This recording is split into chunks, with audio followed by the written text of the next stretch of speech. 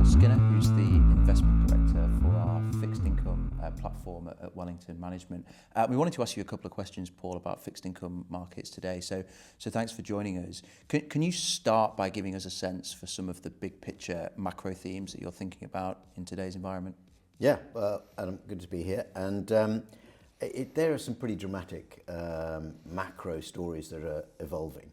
First and foremost, we've got what the Trump administration is doing to global trade. Mm-hmm. And, that has thrown an awful lot of volatility into markets, but that's almost a subset of the volatility that we see being created in the macro environment generally. And that comes from two big secular things: that inflation is going to be stickier for central banks to handle than in previous cycles, because we've got demographics going against us, and we've got this huge story of geopolitical risk requiring people to onshore their manufacturing, both very inflationary. And so in that environment, we think that cycles are going to be more aggressive, both in the economic cycle and in inflation. And that is going to mean that markets are really quite volatile.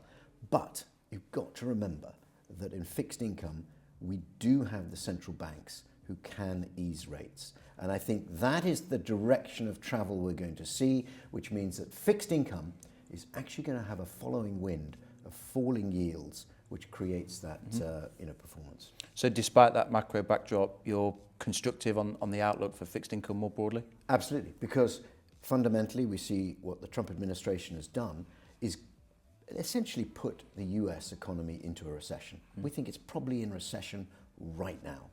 Now, that will moderate inflation, it will get it down, and permit the Federal Reserve to lower rates. Yeah? Now, the thing that's going on at the moment is all countries are not doing the same thing.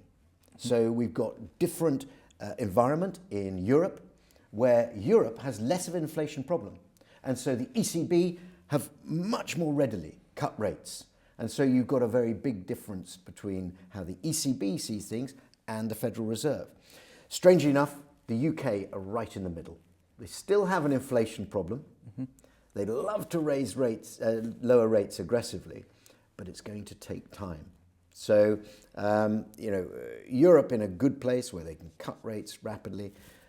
US a little bit more sticky, but still going to do that and create that following wind for fixed income assets. Mm-hmm. And then the UK somewhere in the middle. So a very divergent environment across different markets then. But then the question becomes, with that backdrop, how do you implement in an environment like that if you're an investor? Yeah, well, first and foremost, you have to look at a global opportunity set. For us, we are going to see some countries get into more difficulty than others.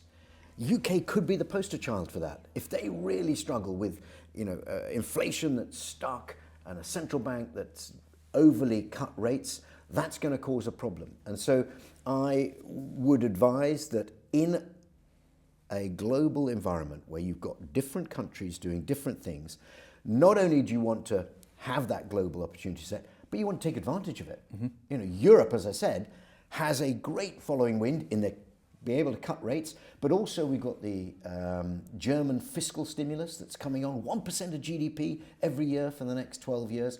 That creates really exciting opportunities in the European corporate space, whereas in the US, perhaps the economy is going the other way. So you've got dispersion, you've got opportunity for nimble, dynamic management to take advantage of what's going on.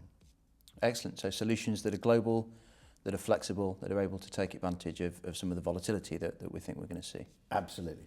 Thanks very much, Paul. That's great. Great to see you.